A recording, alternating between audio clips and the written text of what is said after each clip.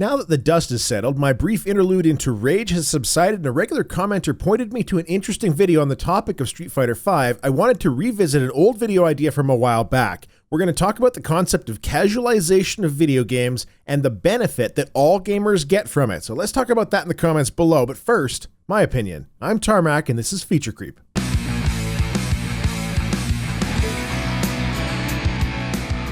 2015 was a good year for video games, a great year even some would say, and one game in particular that made waves due to its massive scope combined with a high level of quality and detailed approach was The Witcher 3.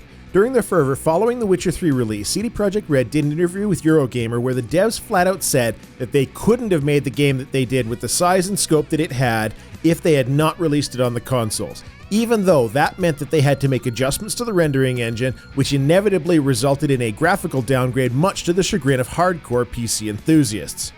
Street Fighter V, on the other hand, was released in what even by Capcom's own statements is an unfinished state. They utilize verbiage that is more common these days, referring to the game as a platform, which they will expand upon, but it's clear that if they could have released the title with all of the solo and casual content, they would have. It just wasn't ready, and right now, the priority was to get the game into the hands of the hardcore players because of that tournament support. I don't agree at all with how they went about it, as I mentioned in my uncharacteristic rant on the topic, but just the mere fact that they wanted it to be in the hands of tournament competitors early doesn't bother me in and of itself.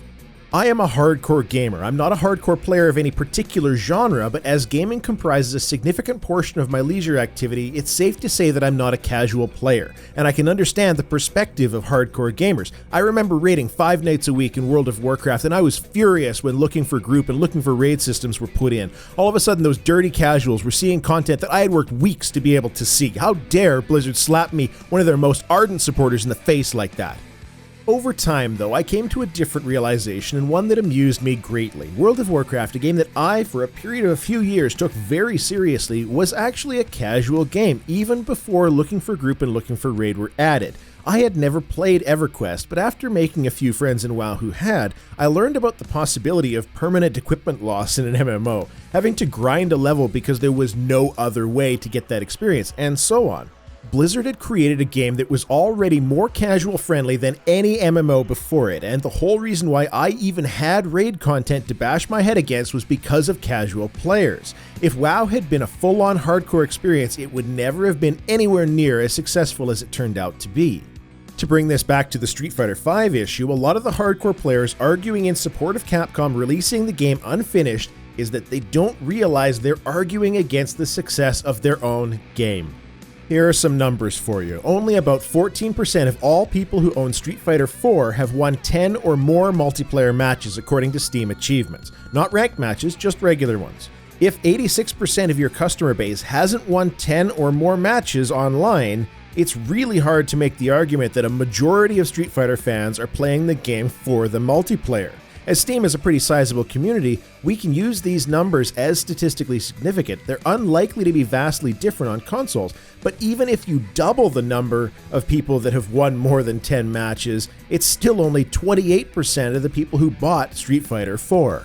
So, here's where I get to ask a follow-up question. If Wikipedia is to be believed, the combination of the various Street Fighter IV versions had sold around 8.1 million units by the end of September 2014. 14% of 8.1 million is 1.1 million units. That's how many went to the people who won 10 or more multiplayer matches online. Would there even be a Street Fighter V if it weren't for that 86% of Street Fighter gamers who didn't get beyond the 10 multiplayer wins? Would Capcom be pumping money into esports tournaments? And I'm going to answer that for you, but the answer doesn't come from me. In 2013, Street Fighter producer Yoshinori Ono was quoted in an interview as saying he really wanted to do another Street Fighter game after the Ultra 4 release was announced at EVO, but that the money just wasn't there. So, what if they'd only gotten 1.1 million units instead of the 8 million units that they had sold? Would they have made this game? To take that a step further, if you follow Boogie2988, you may know that he spoke with one of his Sony contacts who explained that the reason for the PS4 console exclusivity was that the game wasn't going to be made at all until Sony offered to help fund it. So even with the full sales complement, including all of those casual sales dollars, Capcom wasn't confident enough to fund Street Fighter V on their own. Folks, when you're arguing against the casuals or the solo players, you're arguing against the longevity of the series you're trying to argue in favor of. When you say that it doesn't matter to you whether there's solo content because it has the multiplayer features that you're after, does it matter to you that if the casual market doesn't buy the game in droves, this might be the last time you get to play a title with that series?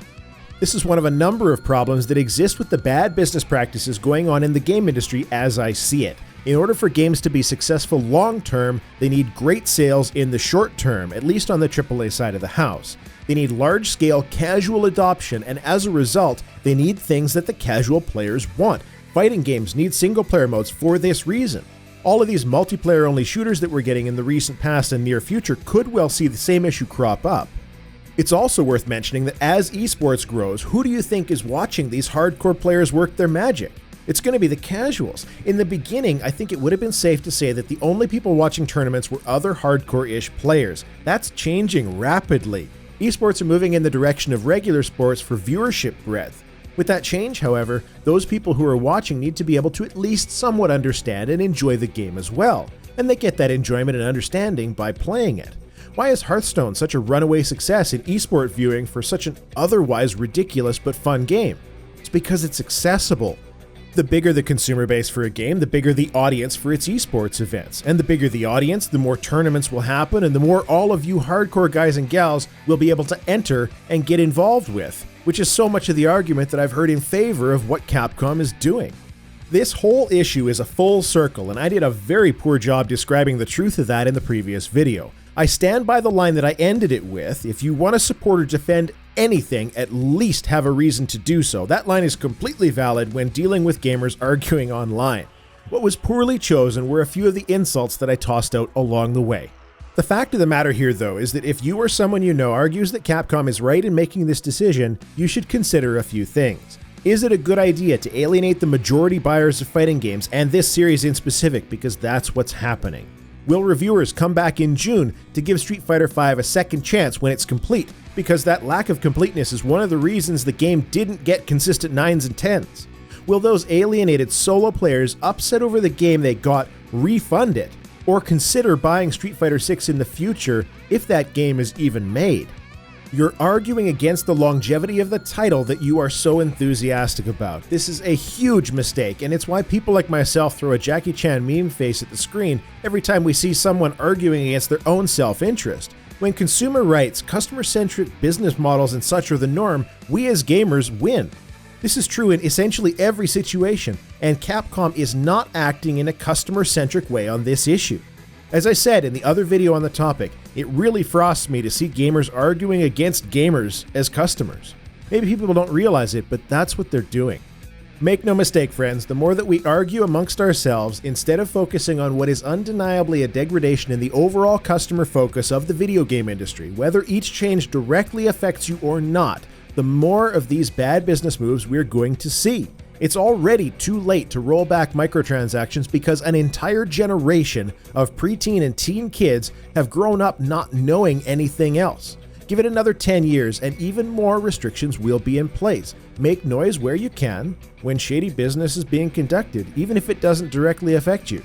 We'll all be better off for it. There's a poem by Martin Niemöller, and I hope I'm pronouncing that right, it's German, around the time of the First World War. Its application to the video game industry is absolutely in the extreme, I acknowledge that, but the sentiment is actually quite correct when modified slightly. You might recognize it. First they released with DRM, and I did not speak out because my internet was good. Then they released with DLC, and I did not speak out because I could afford the extra cost.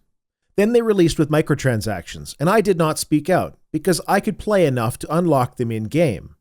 Then they released Incomplete, and I did not speak out because the missing features weren't important to me. Then they came for the features that I loved, and there was no one left to speak out for me.